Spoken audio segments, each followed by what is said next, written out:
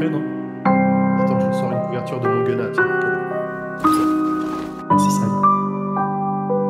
Ah, attendez, j'allume un feu.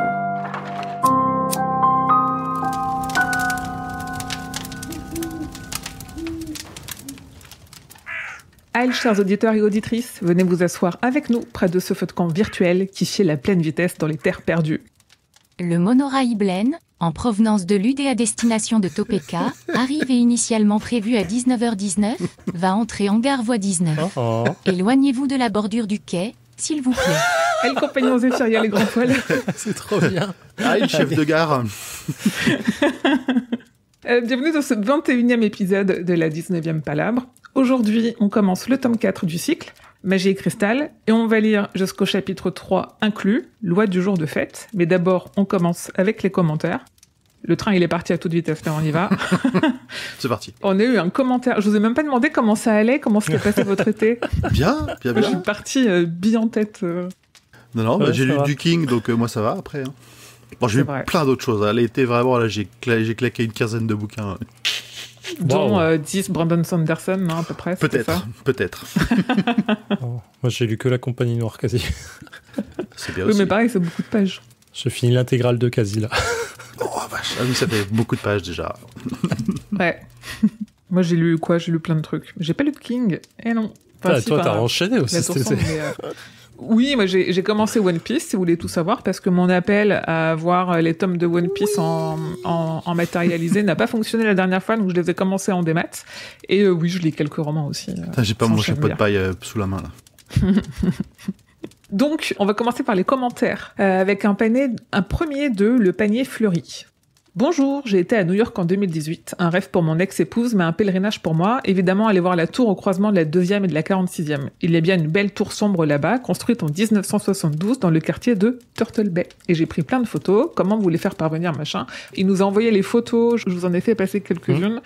Et c'est marrant parce que du coup, on a vu que il nous précisait dans l'email la tour, c'est a priori un genre d'annexe de l'ONU, un truc comme ça. Donc dans l'idée, Mhm. c'est une tour qui aussi est là pour le bien du monde. C'est marrant. Ouais, et c'est marrant que ce soit dans Turtle Bay parce que du coup, il y a plein de trucs qui s'appellent Turtle autour avec une grosse statue de tortue. Oui, et du coup, Turtle, c'était le truc des colons, en fait. C'est là, comme ça qu'ils avaient... de mémoire, je vous avais pas mis le truc? Je vous avais mis le truc sur le chat? J'ai un doute. Ça me dit Ah, rien. je crois Je pas. suis pas sûr. Ah Non, merde, non du coup plus. j'avais regardé pourquoi Turtle Bay ça s'appelait comme ça. Et Ah. en fait, alors je le fais de mémoire, mais il me semble que c'est les colons, quand ils sont arrivés là, ils l'ont juste baptisé Turtle Bay en fait. Parce Ok. qu'il y avait beaucoup de tortues sur la côte de mémoire. Je me dis peut-être des conneries là. Et du coup, c'est resté. Et du coup, c'est marrant que ce soit à la Turtle Bay. Marrant. Voilà. On a Fremogame 8527 qui nous dit super épisode, j'ai hâte pour la suite et le tome 4. Concernant un résumé pour la tour sombre, parce que ça faisait partie des questions qu'on s'était posées la Oui. dernière fois, je trouve celui de Wikipédia plutôt pas mal. Je cite, Roland est le dernier pistolero encore vivant de la contrée de Gilead, aujourd'hui disparu.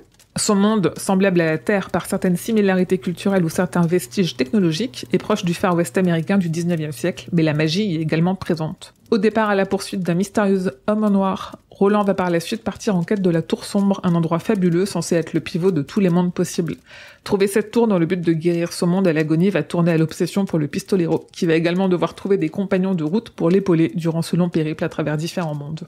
Je trouve que c'est assez complet, parce qu'en plus on retrouve bien la notion d'obsession chez Roland, qui a franchement pas une connotation positive et qui pose déjà un petit peu l'aspect...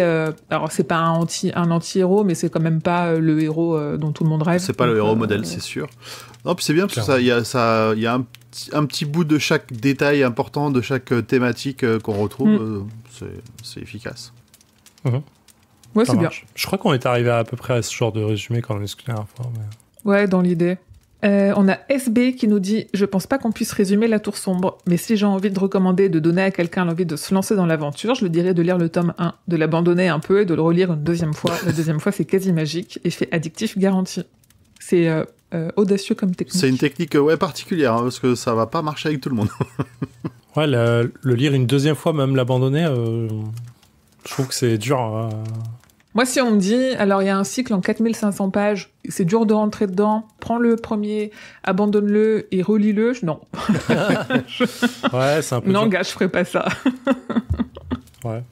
En vrai, je comprends l'idée parce que c'est la meilleure façon de l'apprécier, mais on sait très bien que les gens ne feront pas ça. Bah, relire un livre que tu viens de finir... Ouais. Un commentaire de Mathieu Pinault qui dit « Bonjour, merci à vous de me replonger dans ce cycle que j'ai fini il y a quelques mois. À la moitié du tome 6, quand Roland et Eddie rencontrent Steven, je peux croire qu'il écrit le cas des personnages, d'où la notion du temps qui s'écoule ou non. Dans le tome 7, Roland explique que Stephen King est plus un médium qui voit leurs aventures et qui les écrit ensuite. Donc la théorie du temps ne s'applique plus. » Hâte d'écouter la suite. Ouais, j'ai plus trop les détails des tomes 6 et 7 sur ces sujets-là, honnêtement. Un médium... Après, Roland, il a pas la science infuse non plus, hein. Il fait des suppositions.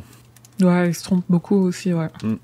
Ouais, en fait, je me souviens de ce commentaire et j'arrivais pas à comprendre exactement la relation du médium et le fait que le temps s'applique plus. Mais je suis curieux d'avoir plus d'explications s'il est un moment sur le Discord. Ça, je crois que c'était un commentaire sur YouTube. Ah, ok. Sur YouTube, un jour. Mais, non, mais c'est parce que j'arrive pas à voir la relation entre les deux mais de mémoire que dans le 7, il explique que... Enfin, on comprend que c'est... qu'il a l'histoire via Gan ou un truc comme ça, en fait. En fait, qu'il est un vaisseau d'une oui, il a l'histoire un qu'on lui dit. pour l'histoire, mais... Ouais. Parce que le médium sous-entendrait que l'histoire existe sans que King l'écrive. Et du coup, il y a un aspect qui est bizarre quand tu fais ça, parce que à mon sens, ça dénature plein de choses qui sont expliquées dans la tour, qui fait que les mondes existent à travers l'histoire qu'ils y sont créés, en fait. Mais je sais pas si je me base sur ma propre théorie pour dire ça, ou si à un moment c'est vraiment dans ce sens-là, en fait. Ouais, je vois. Je pense qu'on n'aura jamais la bonne réponse. Ouais. Parce qu'en fait, sa théorie, du coup, ça dirait les histoires existent et quelqu'un les écrit. C'est pas la même chose que quelqu'un écrit une histoire et donc la crée, tu vois, au passage. Ouais. Et du coup, c'est deux théories qui sont viables dans les deux cas, quoi. Marrant. Ouais. Bah, je pense qu'il est en commentaire de l'épisode 20, parce qu'on est en train de faire le 21, donc on ira répondre, apporter des précisions, ou si on n'a pas pensé à le faire d'ici là, Mathieu, n'hésite pas à redétailler pour qu'on puisse tirer ce fil-là. Un commentaire de Montgomery Thibault, qui parle de Ken le survivant de par sa capacité à surmonter les épreuves qui pourraient être un pistolero. Violent, parle peu et se bat pour de bonnes raisons, même si avec une férocité animale. Ah, il avoue 3. Moi, j'aime bien cette théorie. J'aime bien ça. J'imagine bien Ken le survivant dans la tour sombre. Ça marche bien. Ouais, ça marche. Et on a un commentaire de DeVos qui dit « Blaine semble personnifier King, il est connecté à tous les mondes, du réseau du Kingverse, il emmène les personnages plus loin dans leur voyage sans trop savoir ce qui va leur arriver, fin de l'histoire ou pas, comme le dit King dans l'épilogue. Enfin, le fait que Blaine s'inquiète de devenir sénile m'a fait penser à une interview de King où il expliquait que sa plus grande peur était de perdre la tête et la mémoire. Ça, c'est marrant, je trouve que ça tient bien la route. Ouais, c'est clair, carrément. Ça marche bien. Un aspect un peu omniscient, énigmatique, et quand bien même il soit pas si énigmatique que ça en réalité, King, et en effet proche de la sénilité, qui est la plus grande crainte de King, en effet. Ça arrive. Oui, puis alors il a plus de 70 ans, et il a un gros passif drogue-alcool, donc ouais, on ne sait pas arrivera. Dans quel état est son cerveau, effectivement, on peut... Ouais. Ça c'est fou, il est pas si loin, parce que j'ai vu il y a pas longtemps que Kenny Reeves a eu 60 ans. Et je me disais, putain, ils sont pas si loin en termes d'âge. Je sais pas pourquoi, ça m'a étonné en fait. Ils ont 15 ans de différence quand même, hein. Parce que là, cet épisode sort le 19 septembre, dans 2 jours, King aura 75 ans. C'est pas... Enfin, 15 ans, c'est que dalle, leurs âges. En vrai, en termes de santé mentale et physique, alors pour moi, pour faire ma Jean-Michel prévention, le bien vieillir, après 60 ans, ça dégénère à toute vitesse. En fait, 15 ans, quand t'as entre 30 et 45, t'as pas vraiment de différence. Je pense que tu peux avoir des différences sur l'aspect physique et encore. Entre 60 et 75, 60, t'es même pas encore à la retraite, 75, t'es plus proche de ton cercueil que la retraite, quand même. Donc, en France, en tout cas. C'est très cash comme vision des choses, mais ouais, d'accord. Mais c'est vrai. Statistiquement, c'est vrai. C'est quoi, c'est 81 pour les faux hommes et 83 ou 84 pour les femmes? Ah non, je pense que les hommes, ils sont à moins de 80 et que les femmes, elles sont à 80, là. Ouais. Ah, en France, oui, hein. En France, imagine aux États-Unis. Bon, après, ils ont pas eu un labeur aussi difficile que sans doute beaucoup de leurs compatriotes, mais quand même. Ok. Voilà. Sur cette petite touche de gaieté. Merci aussi à tous les commentaires qu'on a eus, qui disent merci, qui disent bonjour, qui nous demandent où on en est de la lecture pour pouvoir lire en même temps que nous. Moi, j'aime bien me dire que du coup, on a créé un club de lecture. C'est trop bien. C'est cool, c'est trop cool. On a un Previously On, le résumé du tome précédent qu'on s'était dit qu'on ferait à l'épisode 20. Finalement, on le fait maintenant et c'est Grand Poil qui va le faire. Très bien. Promis, j'essaye de pas m'endormir en cours de route parce que j'ai baillé 20 fois depuis le début de cet épisode, j'en peux plus. Je te remercie. Ça fait plaisir.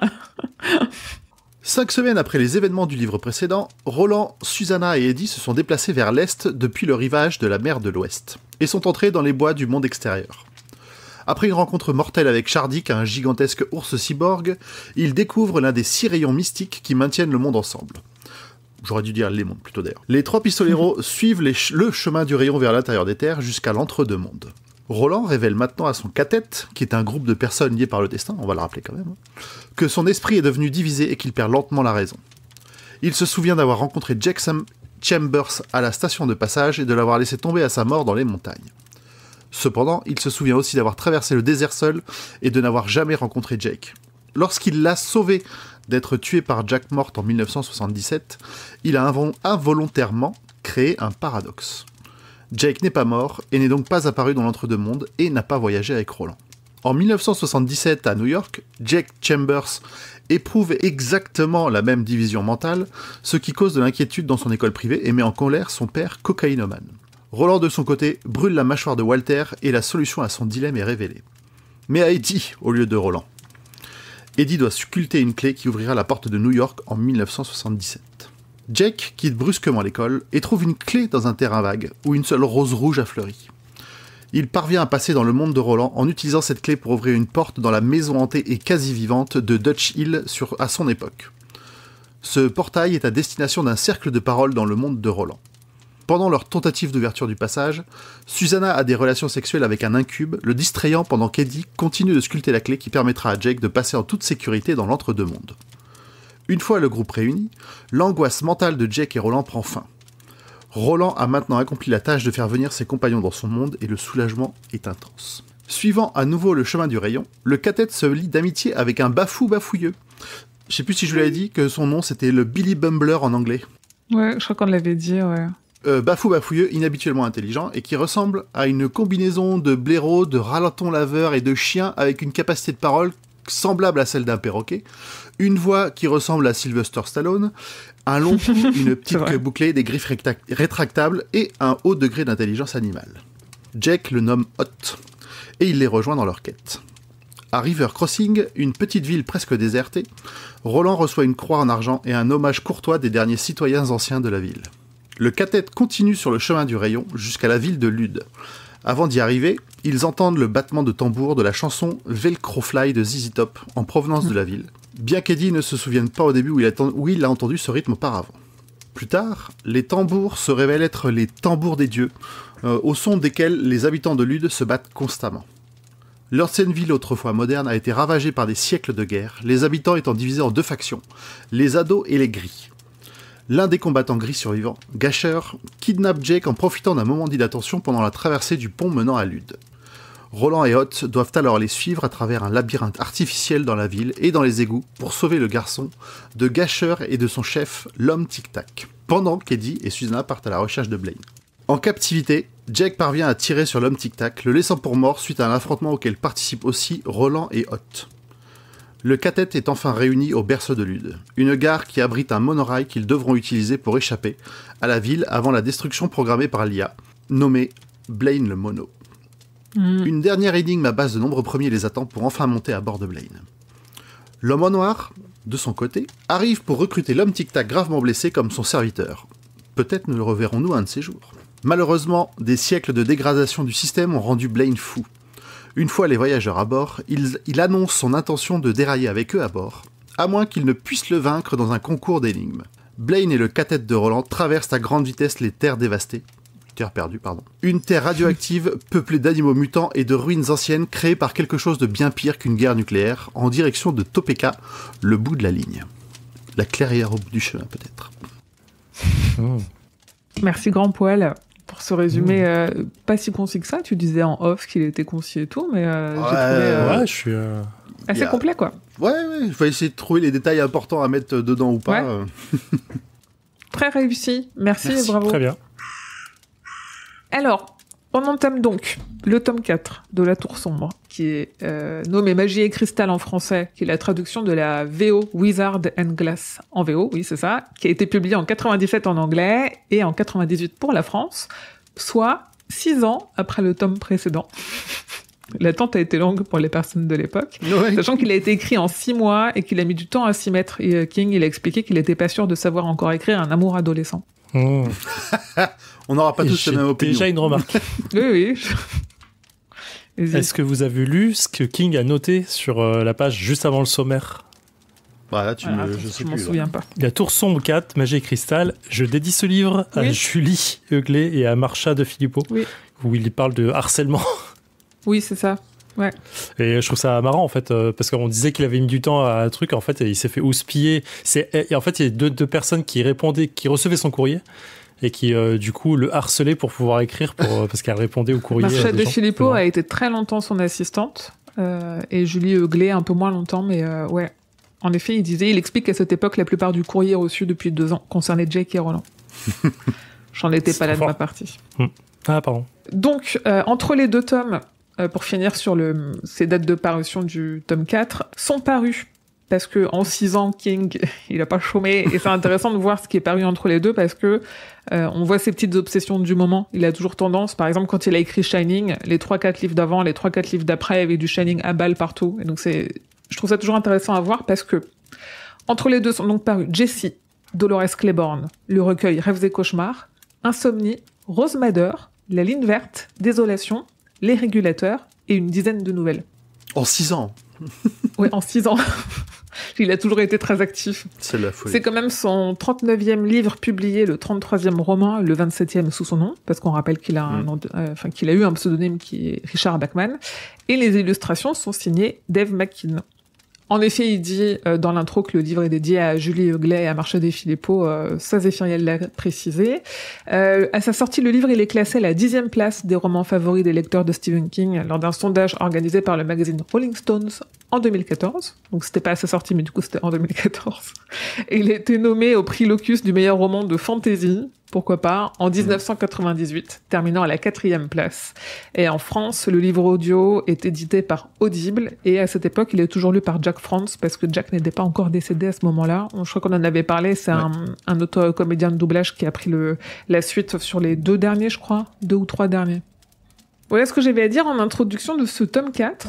Est-ce que vous avez des choses à rajouter? Rien de spécial de mon côté. Non.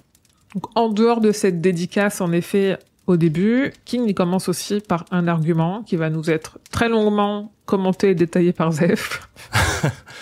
L'argument qui résume juste le bouquin depuis le début, enfin, le cycle depuis le début, voilà. Il fait que ça. Parce que, du coup, quand on a commencé à préparer l'épisode, j'ai réparti un peu les trucs en disant, Grand Poil, tu feras le résumé du tome précédent, Zéphiriel, tu feras l'argument, parce que j'ai vu argument, prologue et tout, je m'étais dit comme ça, moi je rentre directement dans le vif du sujet. En fait, quand j'ai lu l'argument, je me suis dit, bon...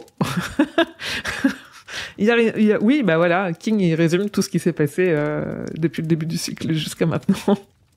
Ouais, c'est marrant qu'il fasse ça. Il s'est passé 6 ans, quoi. Ouais, je pense que même ça lui faisait du bien de cocher. Ça se trouve, c'est un truc qu'il a écrit avant de se remettre à écrire le roman, pour de vrai, hein, en mode. Oui. Alors, qu'est-ce qui s'est passé depuis 6 ans? Peut-être.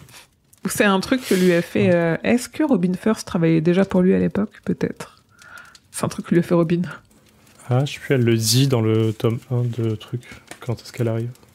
Et donc on commence comme souvent, surtout pour les livres anglophones, je sais pas si c'est forcément américain et anglais, mais en tout cas pour les anglophones, avec une page avec des extraits. On a un extrait de Roméo et Juliette de William Shakespeare, un extrait du Magicien d'Oz et un du poème de Robert Browning qui a donné naissance, qui a été largement l'inspiration pour tout le cycle, ou en tout cas pour le début du cycle.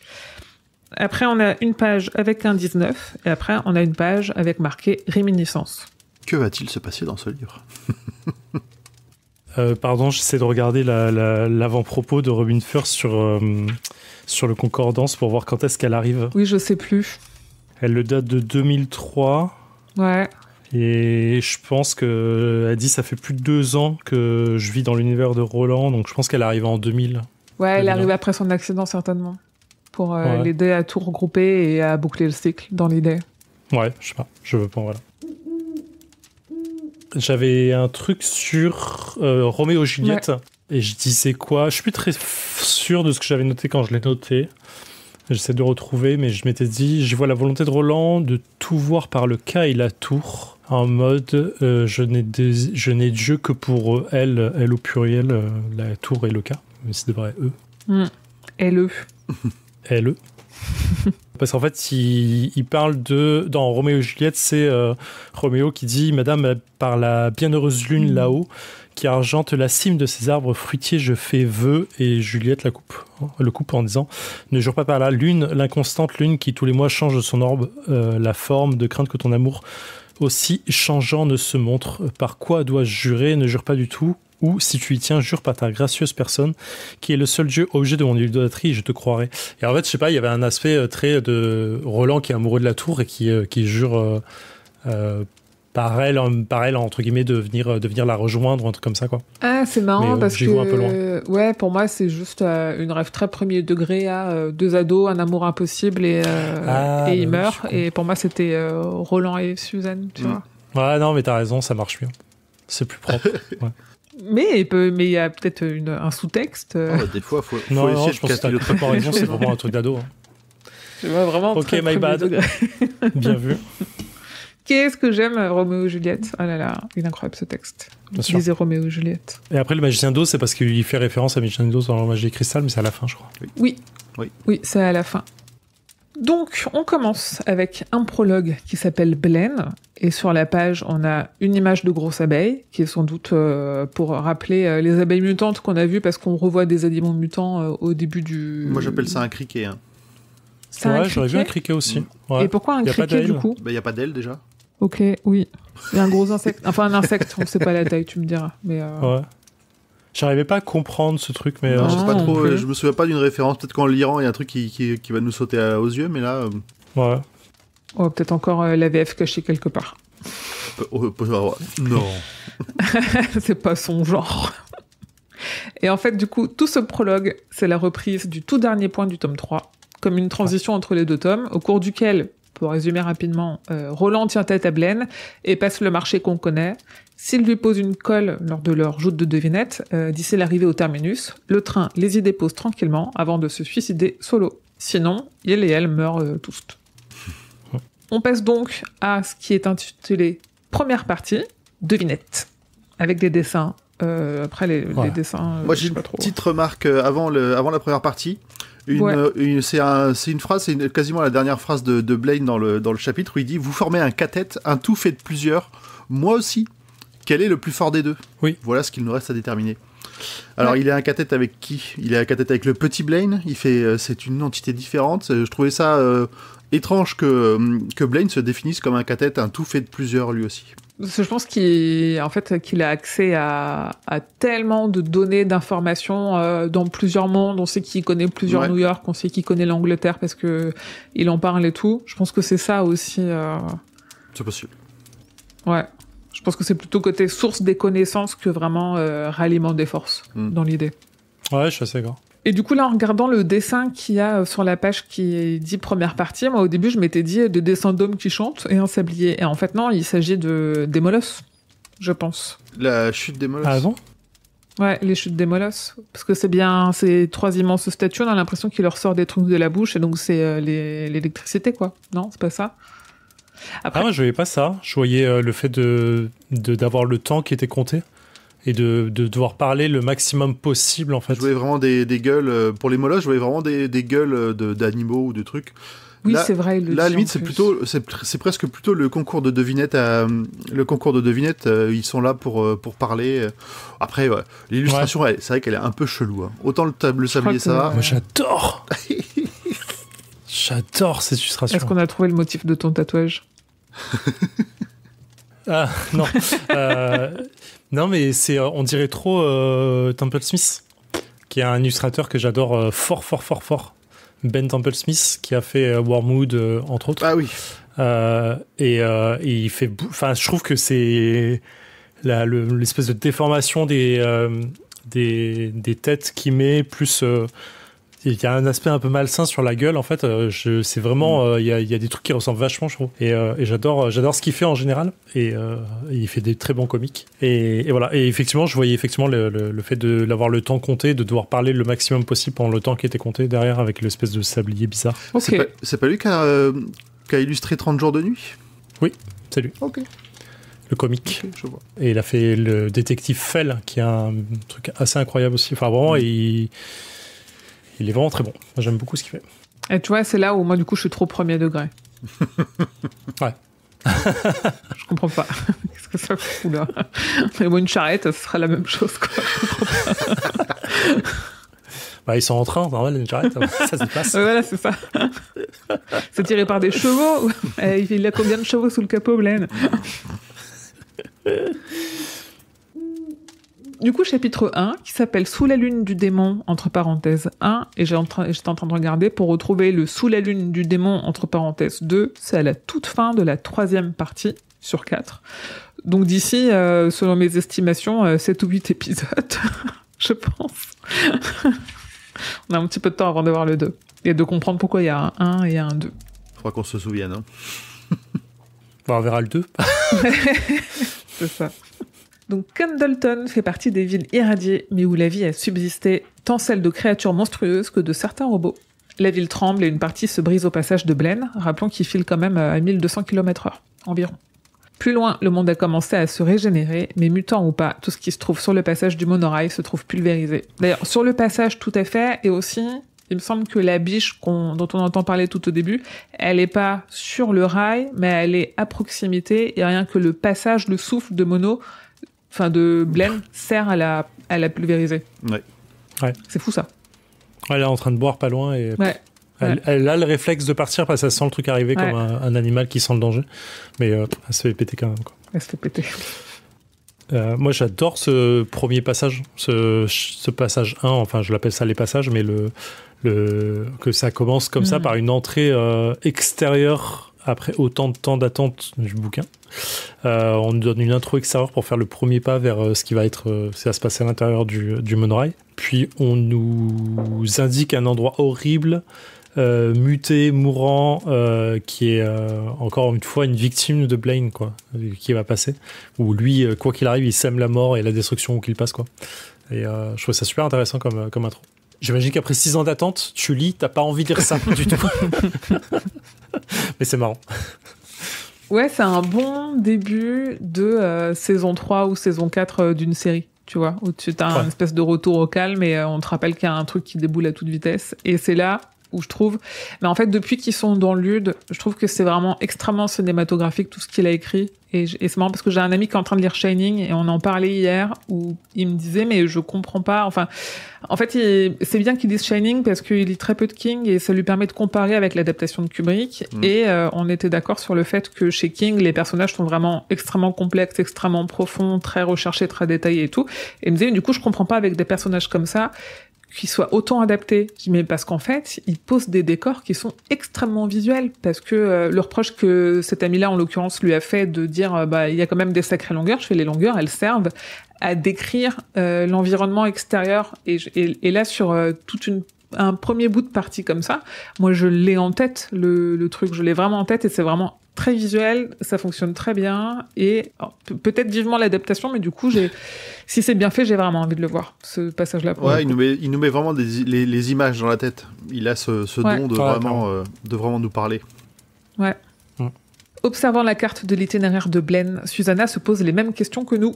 Qui donc voyageait jusqu'à ces points et dans quel but ? Elle se dit aussi que tant que le mono ne s'arrête pas, ils n'ont aucune échappatoire. Pas question de passer la tête par l'issue de secours à cette vitesse.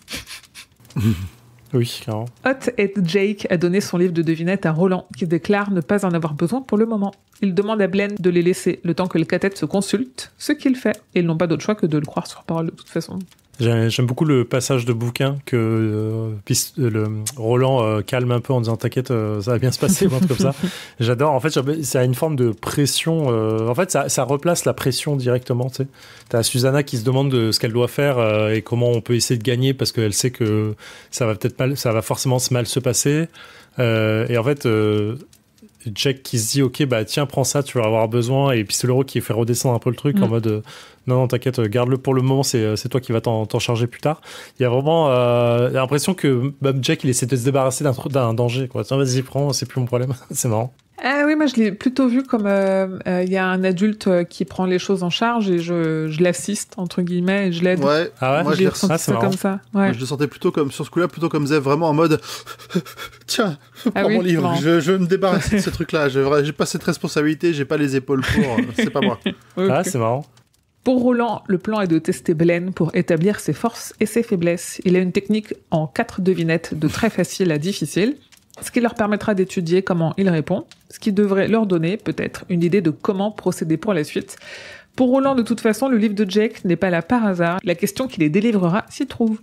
Et en fait, du coup, je comprends pas pourquoi Roland, s'il est autant persuadé que la bonne question elle est là-dedans, pourquoi il se fait chier à tester les forces et les faiblesses.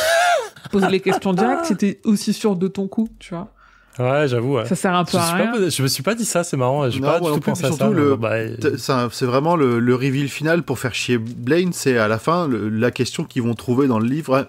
Là, c'est Roland qui s'en remet au cas. En mode, faut quand même qu'on fasse des choses, qu'on soit un peu moteur dans l'histoire. Mais je suis sûr que la réponse... Oui, ça change rien. Ouais, j'avoue. Parce qu'il les sélectionne pas, il les dit toutes, tu vois. Il dit tout ce qu'il a en tête, il fait lire tout à Jake, il sort même celle d'Aaron Dipno, tu vois. Donc, ouais, c'est marrant. J'ai pas été aussi terre à terre pour une fois sur le truc là. Je me suis dit, ok, c'est normal quoi. C'est mon épisode premier degré. Non, mais il y a peut-être un fait de Roland qui se dit, je vais peut-être le sécher avant en fait, ou un peu d'orgueil je vais y passer d'abord. Quoi. Ouais, je sais pas.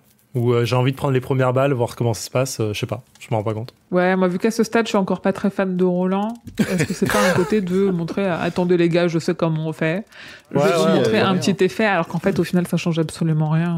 Il y a moyen, et puis aussi on voit que Roland c'est pas un homme à avoir qu'un seul plan, enfin tu vois, il prévoit les choses, donc il se dit le cas, je m'en remets au cas, mais au cas où mieux vaut être préparé, donc autant y aller. Il garde ça comme une dernière munition. Il se dit c'est pas là par hasard, c'est pas une coïncidence. C'est sa dernière munition si tout le reste avant se vautre. Mais pour moi c'est pas une dernière munition parce qu'en fait même s'ils avaient trouvé un point faible là, au pire ça les faisait aller plus vite vers la bonne devinette, mais ça change rien en fait. À part gagner peut-être du temps. Ouais, c'est marrant. En vrai je sais pas, il y a un truc de... Je comprends complètement ce que tu dis en mode pose-les maintenant, au moins c'est fait quoi. C'est pareil. Que tu les poses à la fin, que tu les poses maintenant, l'effet sera le même. Mais je pense qu'il y a un effet de tu penses que la solution elle est là-dedans. Si tu poses ça maintenant et que t'as perdu. Et du coup mentalement je pense que t'es mort. Je pense, ça sert plus à rien de poser les trucs. Je pensais que la solution était là-dedans. Pourquoi j'en poserais plus de devinettes, tu vois? Donc il y a un effet de je garde pour moi-même, je garde de l'espoir en fait de me dire je vais quand même tout dérouler. Et vraiment, si ça marche pas, on s'en remettra à ça, en fait. Et je pense qu'il y a un effet... je sais pas comment expliquer ça. Je dirais même qu'en jeu de rôle, je ferais la même chose. De dire, gardons ça pour la fin, tu vois. On y va petit à petit et on garde ça pour la fin, c'est au cas où. Et tu te donnes de l'espoir de dire, dans les 100 devinettes que je vais donner, je vais peut-être le sécher, quoi. En fait, je pense... Mais du coup, je viens d'y penser parce qu'on en discute, que c'est la rigidité protocolaire de Roland. Parce que, en fait, lui, il prend les choses en main parce que moi, les devinettes, je sais. Moi, les devinettes, j'en ai fait. Moi, les joutes de devinettes, c'était tous les vendredis. Et puis, c'était un rituel chez eux. Parce qu'après, il leur explique comment ça se passe. Et il dit, voilà ce qu'il faut, voilà comment tu dois t'adresser à Blaine. Quand il donnera des bonnes réponses, voilà ce que tu dois lui répondre. En fait, je pense que ça fait partie, entre guillemets, du protocole ou peut-être de la stratégie ou de la tactique assez répandue dans les joutes de devinettes de Gilead, de commencer par essayer de trouver les points forts et les points faibles. Non, mais je pense que t'as raison. Et au-delà de ça, il le dit à un moment de essayons de trouver ces points faibles avant d'arriver à la fin, en fait. Et je pense qu'il y a il y a aussi le double jeu de se dire donnons-lui des trucs à bouffer et on voit comment il réagit, et peut-être qu'à un moment on trouvera un truc dans sa façon de répondre ou truc comme ça qui fera que on aura une solution haute, parce que il va peut-être nous sécher complètement, en fait. Et c'est peut-être ça, en fait, aussi, il veut monter graduellement le truc, d'où le fait de dire on y va petit à petit, quoi. Sachant que Jean-Michel Rigidité, il a jamais gagné aucune joute de devinette. Non. C'est ce qui fait que la fin, elle est trop bien. Mais il les connaît. Il a de la matière. Non, moi, du coup, ce que je voulais dire, ça rejoint un peu ce que disait, c'est aussi que, pour le coup, ça c'est de la pure théorie, parce que ça, ils en parlent pas dans le bouquin, mais Blaine, s'il le sèche trop vite, on sait qu'il est instable, il peut les foutre en l'air. Autant, encore une fois, cette balle, cette cartouche un peu sûre, faut la tirer le plus près du but possible. Si tu la tires trop tôt, et qu'il gagne quand même, Blaine, il n'a plus aucune raison de les amener jusqu'à Topeka. Ils peuvent se retrouver à devoir traverser les terres perdues en suivant le rail. Ils pourraient se retrouver dans une situation très compliquée. Ouais. Ils vont donc lire chacun leur tour une question du livre et Roland, désagréable comme d'habitude, dit bien à Eddie « Pas une question de tout cru, hein, le temps des bêtises est passé. » Il y en a un qui va se mordre les doigts bientôt. Il a oublié le visage de son père. Moi, j'aime bien Alors, il dit est-ce que j'ai pas de surveille-moi dans la Manche, mais c'est vraiment l'expression dans Concordance qu'on a déjà vu. Et après, il désigna comme tu le sais, de la tête le livre de Jack que Jack avait repris à Hot. Il y a des forces énormes au travail ici et elles ne se conspirent pas toutes pour nous tenir éloignés de la tour. En fait, j'aime bien, il y a une forme de petite pression qui est mise tout de suite sur le bouquin, comme c'est le cas depuis la fin du tome précédent d'ailleurs. Et après, il dit « Si on se fie à l'histoire de Jack dans la librairie, la réponse qu'il nous faut doit nécessairement figurer là-dedans. Pas dans les devinettes des jours de fête dont je me souviens, elle doit figurer là-dedans. Pour moi, il dit « Elle doit figurer là-dedans. » Et en fait, j'aime bien cette pression, encore une fois, qui est mise, et on verra qu'elle est mise très souvent. Parce que quand on y pense, c'est vraiment de ce livre que vient la solution. En fait, c'est ce qu'on veut nous montrer.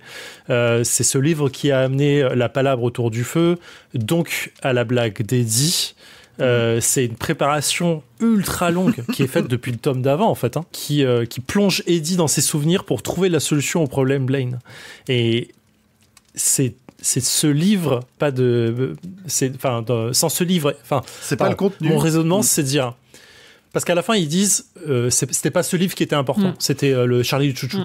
Et en fait non, si ce livre ne vient pas, s'ils n'ont pas le livre de devinettes au moment où ils sont devant le feu pour dire hey, regardez ce que j'ai, on fait une petite devinette, en fait les devinettes c'est important parce que et dit qu'il fait sa première blague et il voit que Roland s'énerve et tout ça, et si on n'a pas ce moment-là précis comme le cas le veut, en fait il n'y a rien qui démarre et du coup Eddie trouverait pas la solution et tout ça n'aurait pas d'importance en fait. Et je trouve ça ultra fort en fait, cette petite préparation. Et quand tu dis qu'il a préparé ça dans le tome d'avance il y a 6 ans sans possiblement le savoir lui-même de comment il allait finir ça, putain, c'est tellement cool, c'est tellement excellent. C'est bien rattrapé, ouais. Il sait se resservir des trucs qu'il a mis avant. Ouais. Et du coup, sur la fin, Eddie regarde à Roland, le vieux grand et moche qui avait commis Dieu sait combien de mochetés pour atteindre la tour. Parce que Roland, il dit fais plus de blagues, hein. D'accord, mec? Tu te calmes maintenant, tu fais plus de blagues, tu fais ça bien. T'es gentil, hein. L'autre qui dit, se demandait s'il avait une petite idée du mal que ça lui faisait, cette simple réprimande de ne pas se comporter comme un gosse, de ne pas se lancer de vannes en rigolant maintenant que leur vie était en jeu. Et j'aime beaucoup cette petite réflexion d'Eddie dans son coin, le vieux grand et moche qui avait commis Dieu sait combien de mochetés pour atteindre la tour, et qui se permet encore de faire la morale aux autres en mode les gars, on tue personne, d'accord? Il faut arrêter les conneries maintenant. On prend ça au sérieux. J'adore parce que le vieux grand et moche, c'est une des premières réflexions qui s'est fait aussi quand il l'a vu surgir du sol de Lude, quand il monte les escaliers avec la sphère et avec Hot et Jake, où il dit je crois que je l'avais relevé en mode le vieux grand moche, il avait même un semblant de sourire sur son putain de visage. J'avoue. Il est tellement cynique, il est tellement vénère. J'adore. Au bout de 5 minutes, Roland rappelle Blaine, il suffit de toucher la carte itinéraire, et le pistolero, bien décidé à faire les choses à sa manière et pas une autre, explique au cathète comment procéder. S'avancer, parler haut et clair, répondre « Grand merci, ça est Blaine, bien répondu », quand il répondra bien, chacun leur tour. Susanna est la première, comme en classe, c'est dur de commencer, elle a pioché sa première devinette de l'essai « Qu'est-ce que la vérité ?» rédigée par Jake. Eddie en a déjà posé une des deux, sous l'impatience taquine de Blaine, elle se lance. Qu'est-ce qui a 4 roues et 1 million d'ailes? Vous l'avez, vous avez empathisé, vous avez ressenti l'empathie pour... Oui, du premier français, c'est pas mal aussi. Oui, ça marche. Franchement, de ouf. Ouais. Franchement, j'avais mal au cœur pour elle, quoi. Putain. En tant qu'ancienne phobique scolaire, oui, je vois tout à fait. La réponse pour Blaine est trop facile et ça l'agace. C'est un tombeau d'ordures, un tombeau ou un tombereau, je sais plus, d'ordures grouillant de mouches. Un tombeau, ouais. Tombereau. Ah oui, c'est ça. En tombereau. Ouais. Mais du coup, c'est quoi un tombereau ? C'est une excellente question. Je l'avais regardé, mais j'ai pas retenu. C'est le nom du véhicule. C'est le nom du véhicule qui transporte des trucs. Ah oui, c'est le nom du véhicule. Véhicule de charge. Ah ok. D'accord, comme une charrette quoi. Voilà. Donc on en revient à la charrette. Très grosse charrette. Colin Charrel. Non, c'est Farrell. C'est une très grosse charrette, mais oui, ça marche. Donc un Colin Farrell d'ordures grouillant de mouches, provoquant le poisson de Petit Blaine, terrifié à l'idée que le cathète le mette en colère. C'est marrant parce que juste avant, il y a et personne, je défie tout le monde qui lit le bouquin pour la première fois de remarquer ça. Oui, Blaine, voici ma devinette, qu'est-ce qu'il y a des 4 roues et 1 million d'ailes ? Et il y a marqué, il y a eu un drôle de cliquetis comme si Blaine imitait un éclatement de langue contre le palais, une brève pause suivie, et quand Blaine donna sa réponse, un tombereau, blabla, c'est nul, comme blague, machin et tout, comme devinette. Et en fait, je me suis dit, c'est amusant, la clé, elle est vraiment juste là, quoi. Et vraiment, à aucun moment, là, dans ma première lecture, et j'étais à fond sur ce passage-là, je le trouvais ultra incroyable de réussir à faire un duel de devinettes dans un bouquin, quoi. Alors que t'as des mecs qui ont des flingues dans tous les sens et qui peuvent pas s'en servir, mais ça passe crème, quoi. Ça passe crème. Et vrai, je l'ai relevé plusieurs fois, ce petit moment de pause, on le voit plusieurs fois à l'inverse, dans le sens, plusieurs fois il nous dit, il répondit sans pause, il répondit immédiatement, il répondit sans délai, et en fait il nous le martèle tout au long des chapitres, et en fait tu le vois pas, tu le comprends, enfin il te fait juste comprendre la puissance du mec, mais c'est trop fort en fait. Je vais faire la première digression littéraire de cet épisode, à part l'intro où on a parlé de nos lectures de l'été. Si vous aimez les joutes verbales, lisez L'Ordre du Contrevent. Je pense que un de mes meilleurs souvenirs de L'Ordre du Contrevent, c'est une joute verbale de malade. Ah, incroyable. De malade, voilà, de Damasio, et le reste de Damasio vous pouvez oublier, mais lisez L'Ordre du Contrevent. Et Caracol. Caracol, bien sûr. Susanna salue Blaine, tel Roland devant Talita. L'occasion pour nous d'apprendre. Tapoter des doigts joints, 3 coups à la gorge de la main droite, c'est pour les femmes, et 3 au sternum de la main gauche, c'est pour les hommes. Trop bien. C'est codifié. Autour de Jack qui s'avance, haute sur ses talons. Qui va son cours mais ne marche point. Qui a une bouche mais ne dit rien. Qui a un lit mais n'y dort point. Qui a des bras mais pas de mains.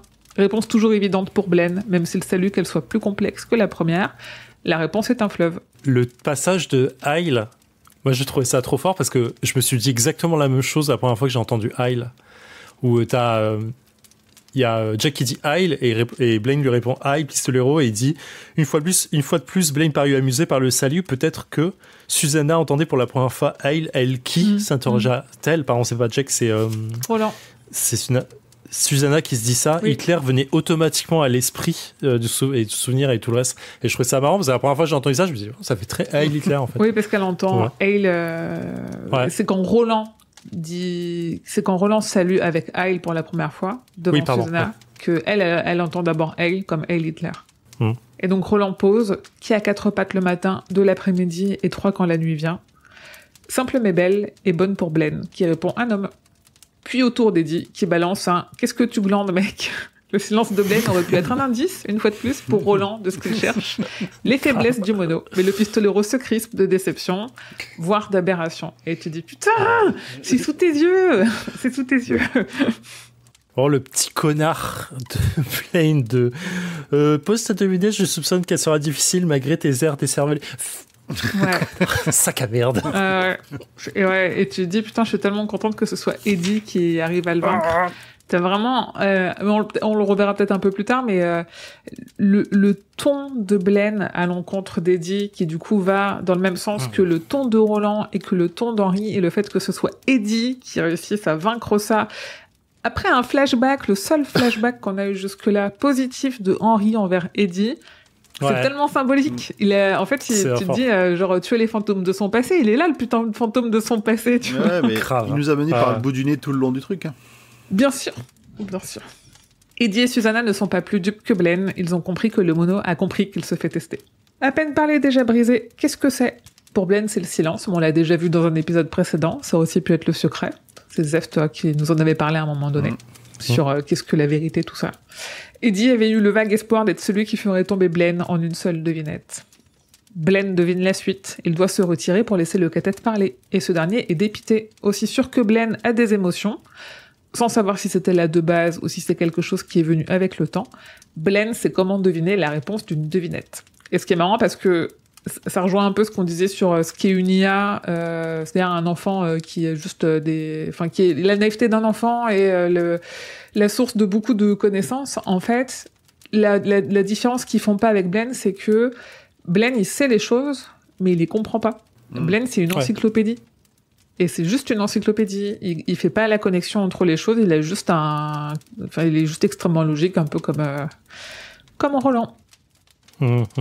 Il y a juste le petit passage après que Blaine réinsulte encore une fois Eddie en disant j'espère que c'est quelque chose dont tu tireras profit, le silence. Il y a Eddie qui se dit les grands anciens lui avaient-ils incorporé lors de sa construction, qu'une machine puisse déployer un tel échantillonnage d'émotions éveillant en Eddie un intérêt fugitif.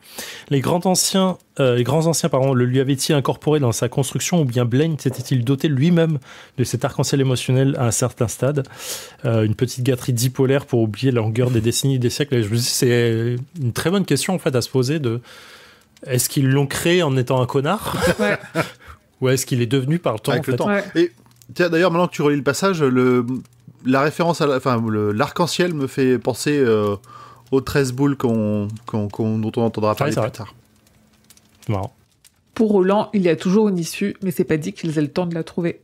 Le plan est que seul Monsieur Roland pose les devinettes, celles qu'il a apprises lui. Et si Monsieur Roland, il colle pas Blaine et qu'il s'approche de Topeka, alors Jack posera les devinettes les plus dures de son livre.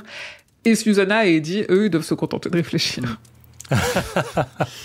Roland, par contre, sur ce passage-là, Eddie le surprend quand même. Il garde sa contenance, mais il a aperçu un regard. Roland, il sait déjà, il est déjà désespéré. Il sait déjà que ça sent vraiment le sapin très fort qu'il ait trouvé, compris leur plan, tout ce qui allait autour, quoi. Eddie est captivé par un souvenir. Roland qui apprend à Jack à faire du feu avec un silex et sa manie de parler en devinette, avec toute son histoire de on tire pas avec sa main mais avec sa tête, machin. Est-ce que c'est là? Oui, vas-y Zef. Pardon, je sais que non, parce que moi j'ai marqué Zef, un mot sur le fait qu'Eddie ait tant de mal à se souvenir de quelque chose qui n'a que quelques semaines. Alors, il se peut qu'on ait un peu parlé de la tour sombre entre les deux enregistrements. Je l'ai pas noté parce que je l'avais au fond du crâne depuis longtemps. Mais il y a effectivement ce petit côté de je continue à penser que la réponse se trouve dans ce livre, et Eddie qui dit je ne tire pas avec ma main, ce que je trouve parfait. Et effectivement derrière il dit il y a même Roland qui lui dit Eddie, tu penses déjà à un truc sans le truc à dire. C'est le cas. Effectivement, pour moi, Eddie, pourquoi il a du mal à se souvenir effectivement de ce petit moment sur le camping lorsqu'on faisait du feu, parce que objectivement pour eux c'était il y a 2 mois, tu vois, au pire, au mieux, au max, grand max, quelques semaines éventuellement. Mais c'est un livre qui a mis 6 ans à sortir, donc Eddie, pendant 6 ans, il a rien fait. Et du coup, c'est loin dans sa mémoire tout ça. C'est pour ça qu'il a de mal à s'en souvenir. Ma théorie tient debout. Oui, j'aime bien. Elle est trop bien. Oui, j'aime beaucoup. Parce que moi, il y a 6 ans, je me souvenais pas ce que je faisais en camping. Ah non, clairement. Mais clairement, pour moi, c'est la théorie qui veut ça. Ce sont des personnages de bouquins, donc 6 ans pour eux est vraiment passé aussi à la même vitesse, même si dans le bouquin il s'est rien passé d'un jour à l'autre. Ouais. Ils ont attendu 6 ans et les personnages n'ont pas vécu, mais du coup n'ont pas la mémoire que de ce qui s'est passé il y a 6 ans. Moi je trouve ça, je trouve que ma théorie elle est trop bien. C'est parfait. Je me jette des fleurs. Non, ça marche très très bien. J'attends vos commentaires dessus. Je suis prêt à tout, je la défends jusqu'à la mort cette théorie. Son souvenir provoque le retour d'Henry, parce que la façon dont Roland traite parfois Eddie lui rappelle comment son grand frère le traitait. Eddie ne sait pas quoi faire de ses pensées qui se bousculent, mais en tout cas, il a fait ce que Roland voulait, il a commencé à réfléchir. Alors le pistolero reconvoque Blaine, et Eddie remarque que le monorail a ralenti, sans en connaître la raison. Roland commence à énumérer ses devinettes, auxquelles Blaine répond sans hésiter. Et tu vois, quand je parlais de sans hésitation, rien que là, sur les 3 premières, il répond tout de suite. Il y a bien marqué « Qui suis-je le feu ?» Aucune hésitation. « Qui suis-je le vent ?» Toujours pas d'hésitation. Et en fait, c'est vraiment à la ligne, quoi, à chaque fois. Et son propre souffle, aucune hésitation. Le cœur, encore sans une once d'hésitation. Et vraiment, King nous le martèle pour dire « La réponse, elle est là. Ouais. La réponse, elle est là. La réponse, elle est là. » Et c'est trop bien. Chapitre 2. Les chutes d'Émolos. Il n'y a qu'une dizaine de devinettes qui semblent difficiles à Jake dans son livre. Après ça, et les quelques-unes d'Aaron d'Hypno, il n'a rien d'autre, même plus d'espoir. De toute façon, il est épuisé de sa journée, il y a de quoi. Il ne croit pas aux contes de fées. Rappelons que là, Jake, lui, il sort d'une course-poursuite à Lude, sous les terrains de Lude. Il s'est fait tabasser dans tous les sens. Il a été sauvé de l'homme TikTok par par Roland. Il a été sorti, foutu dans un monorail qui a dit bah tu vas crever. Ça c'est la journée de Jake. Hein. Le matin même, il a été enlevé sur le pont et nous ça fait genre 5 ou 6 épisodes qu'on est dessus, mais lui c'est une journée.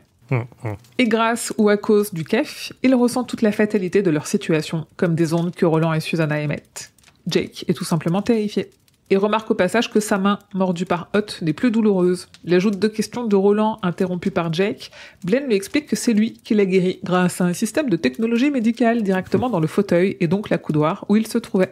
Le système peut même provoquer des hallucinations si fortes qu'il pourrait lui faire perdre sa virginité avec une star. Je voudrais rappeler que les IA qui copient des personnes qui existent, c'est éthiquement non responsable parce que on a un vrai sujet de consentement sur ce genre de délire, donc ne faites pas ça. Voilà. Genre les casques de réalité virtuelle, le porno avec des actrices consentantes et des acteurs consentants, oui. Avec des personnes modifiées pour ressembler à vos plus grands fantasmes, non. L'échange leur permet quand même de déceler une erreur chez Blaine, qui ne semble pas distinguer personne réel et personnage de fiction. Et d'ailleurs, c'est marrant parce qu'il reconnaît une des devinettes de Roland comme ayant pour origine l'Angleterre. Notons que dans la V1 du Pistolero, Walter prétend venir d'Angleterre. Okay. Je pense qu'il y a peut-être pas une ref, mais c'est intéressant à relever quand même. C'est marrant. Vous avez tilté sur Jessica Fletcher ou je suis le seul à avoir tilté? Oui, tout le monde a. Arabesque. Ouais, mais quand il l'a noté, je me suis dit, c'est une actrice, je pensais que c'était une... Enfin, je me suis dit, s'il faut, c'est une véritable écrivaine qui a existé dans le temps. Et je suis allé voir sur Internet en disant, non, c'est un personnage. C'est marrant. Blaine doit s'arrêter, il doit passer sur batterie, mais doit aussi les charger avant ça. Le compartiment se remet à projeter l'extérieur. King dit « devient transparent », mais nous, on sait que c'est pas correct. Ou alors c'est une mauvaise traduction. Tous, sauf Eddie, qui semble très concentré et un peu à part de tout ce qui se passe depuis quelques moments, sont subjugués par la vue de cascades gigantesques. En bas, des chutes qui font bien 200 mètres de haut, des sculptures immenses aussi, des têtes de molosses qui montrent les dents. Des têtes de molosses. Pour ton dessin de début... Oui, ce que je disais tout à l'heure, en effet, c'est pas du tout ce qui est décrit. J'avais noté 2 choses sur vraiment ce connard de Blaine qui a dit j'ai fait une erreur, du coup t'auras pas de relation sexuelle. Ça va, connard, c'est bon, c'est pas grave. Il est vexé. Je sens qu'ils ont vexé Blaine. Hein. Ouais. Ah ouais, clairement, faut pas le vexer, quoi, putain. C'est vraiment le tyran de merde, quoi. Tu sais, tout le monde l'aime. Non, je suis super gentil. Ah, tu m'as vexé? Vas-y. Ouais. Et pour le point physique. Le monorail, on ne sentait rien quand le monorail roulait à toute allure, mais la moindre décélération était décelable. Je précise que c'est normal, parce qu'on ne ressent pas la vitesse, on ne sent que l'accélération ou la décélération. Ah, le point physique. C'est un point physique naturel. Donc voilà, quand vous roulez à 200 à l'heure sur l'autoroute, vous ne sentez pas la vitesse, vous sentez quand vous accélérez ou vous décélérez, c'est complètement logique. Est-ce que c'est Étienne Klein qui t'a appris ça? Je crois que c'est une vidéo d'Étienne Klein. Me semble, j'ai un doute maintenant, mais... je voulais juste troller. En fait. Je crois que c'est ça. En fait, je revois l'explication dans ma tête, mais je ne sais plus qui l'a dit, donc j'ai un doute. Ok, voilà. Ça va, hein Si un jour je le rencontre, je serais trop content, je crois. Je lui enverrai des vidéos, des trucs en disant écoute, je parle de toi. Regarde. Il faut lui faire lire La Tour Sombre et qu'il vienne participer dans un épisode. Voilà. Non, je pense que c'est pour lui, je veux bien dire adieu au semblant de parité que j'essaye d'avoir avec les invités qu'on n'a pas. Je sais même pas. Enfin, il y aurait des discussions trop dingos à avoir avec lui sur ça, je pense. Je pense pas que ce soit son genre. Donc, ce qui signifie qu'ils sont à un nouvel arrêt, plus qu'un autre d'Asherville avant Topeka. Blaine leur fait la full expérience avec le son des chutes, si fort que Jake en sent trembloter ses yeux dans ses orbites, faisant aboyer Hot et pleurer Susanna. C'est ouf. J'ai essayé de m'imaginer la sensation et j'ai arrêté assez vite. Hein.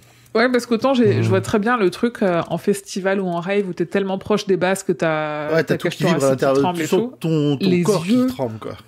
Ah ouais, les yeux... Ouais. Quand il s'arrête et coupe le son, il réalise que c'est une vengeance de Blaine. Jake lui a rionné quand il a fait son erreur sur Jessica Fletcher. Le mono ne veut pas dire comment il recharge ses batteries, alors la joute de devinette avec Roland reprend. Le pistolero lui dicte une devinette qui lui vient de Cort, mais que Blaine connaît de la part d'un certain Jonathan Swift de Londres, du monde d'où viennent les autres. D'ailleurs, du coup, c'était là mon truc sur l'Angleterre. Rien d'étonnant pour Roland, il a toujours soupçonné que Cort a déjà parlé avec des gens d'autres mondes, notamment les Manies. Jonathan Swift, donc écrivain, satiriste et essayiste né en 1687, est mort en 1745. C'est par ailleurs juste l'auteur des Voyages de Gulliver. Ah, c'est lui. Voilà. J'ai eu la même réaction en disant ah, c'est lui. Ouais, c'est marrant parce que du coup, je sais pas pourquoi je vois Jules Verne pour tous ces trucs-là. Et juste le truc qui drop que Cort a visité d'autres mondes. Voilà. Donc possiblement, il fut un temps où Gilead, tout le monde pouvait voyager dans d'autres mondes. Attends, non, il a parlé avec des gens. Il a parlé avec les Manies, des gens qui ont visité d'autres mondes. C'est pas Cort lui-même qui se serait baladé. Ouais. Ouais. C'est plutôt les Manies. On sait que c'est des figures un peu mystiques dans l'entre-deux-mondes et dans le reste. Cort, il a croisé beaucoup de monde, dont des gens qui ont voyagé. Cort est connu d'autres mondes. Je me porte un peu en faux là. Il a marqué. J'ai toujours soupçonné que Cort est connu d'autres mondes. Donc, sous-entendu, mais je vais aller voir la VO pour essayer de partager ce chapitre 2, passage numéro 2. Ah, mais tu vois, juste après cette phrase, il parle justement des palabres avec les Manies. C'est pour moi là qu'il a eu connaissance des autres mondes. Il sait que ça existe, il n'a pas forcément voyagé. Oui, mais les Manies savent comment passer dans les autres mondes. En fait, ça veut pas dire que, tu vois, pour moi, ça sous-entend qu'il a parlé avec eux pour pouvoir passer ailleurs. That Cort knew of other world, it's something I don't suspect. Ouais, ok. C'est la traduction littérale. Ouais, il sous-entend qu'il savait pour moi, il sous-entend qu'il connaissait d'autres mondes. Ok. C'est moins un détail. C'est sémantique à ce niveau-là. On est là pour chercher les détails. Mais Blaine les interrompt. La force du rayon s'amasse et il ne faut plus regarder les molosses en face et se protéger les yeux. Des éclairs d'électricité surgissent des yeux des têtes des molosses en direction du compartiment qui s'est opacifié. Roland et Eddie ont 1000 questions, mais Blaine ne répond à aucune, et Eddie retombe vite dans ses pensées, coupé du reste du quête. C'est encore Blaine mesquin, genre « Je vous dirai rien Ouais, en fait, je sais pas comment traduire ça, sachant que... En fait, comme il n'arrive pas à répondre à des questions bêtes, ou des questions dont il connaît pas la réponse, je me dis, s'il faut, est-ce qu'il répond pas juste parce qu'en fait, il sait pas lui-même, et du coup, il fait genre « Je vous dirai pas », mais en fait, il sait pas. Ou est-ce que c'est juste c'est le fait que ce soit pas une devinette? Ouais, c'est peut-être. Ouais, je sais pas, j'arrive pas à le traduire. Ouais, je sais pas trop non plus. Ton point est pas mal, surtout quand t'as l'intervention de Petit Blaine juste derrière qui dit mieux vaut ne pas lui poser la question. Ouais. Ouais, je sais pas. Roland, plein de lassitude, doute. Après plus de 50 devinettes, il arrive à la fin de son stock. Il pensait en avoir plus, mais elles se sont effacées. Ce qui arrive au reste du monde lui arrive aussi. Et moi, je me suis dit, ça se trouve à son premier cycle, il en restait plus que ça. Et il en a oublié, plus il y a de cycles, et plus il en oublie. Ouais, c'est marrant. Il perd un peu son passé, lui aussi. Bah ouais, il s'use au fur et à mesure de ses passages, en fait. Ouais, à un moment, il le dit d'ailleurs à Jack, je pensais en avoir 1000, mais plus j'y pense, et moi, plus j'en oublie, en fait. Bah ouais, c'est pour ça. Ouais. Eddie est incohérent. Roland notifie à Susanna de ne pas s'en soucier et reprend sa joute avec Blaine pendant que le mono termine les derniers réglages avant de repartir. Susanna aime Roland parce qu'il l'a tiré de son bourbier, parce qu'il lui a donné Eddie, mais surtout parce qu'il ne renonce jamais. Ouais. Par contre, elle est agacée du désintérêt d'Eddie, qui ne semble pas réfléchir, juste être absent. Mais elle ne dit rien, se rappelant le signe de Roland de ne rien faire. Les devinettes s'enchaînent les unes après les autres, Blaine répondant aussi vite à toutes, ce qui lasse Susanna autant que ça la désespère. Blaine annonce qu'il ne leur reste que 60 minutes avant Topeka. Ça ne fait pourtant pas plus de 7 heures qu'il roule, mais ici aussi le temps s'écoule différemment, ce qui déclenche un élan de vulgarité chez Jake, et toujours rien côté Eddie. Pardon, t'en es où? Fin du point 4. Ah ouais, pardon. Fin du point 3, j'avais juste dit j'ai envie de péter la gueule à Blaine pour traiter Eddie comme ça. Je voulais juste dire ça. Voilà, je l'ai noté en gros sur mon passage. Ça m'a saoulé.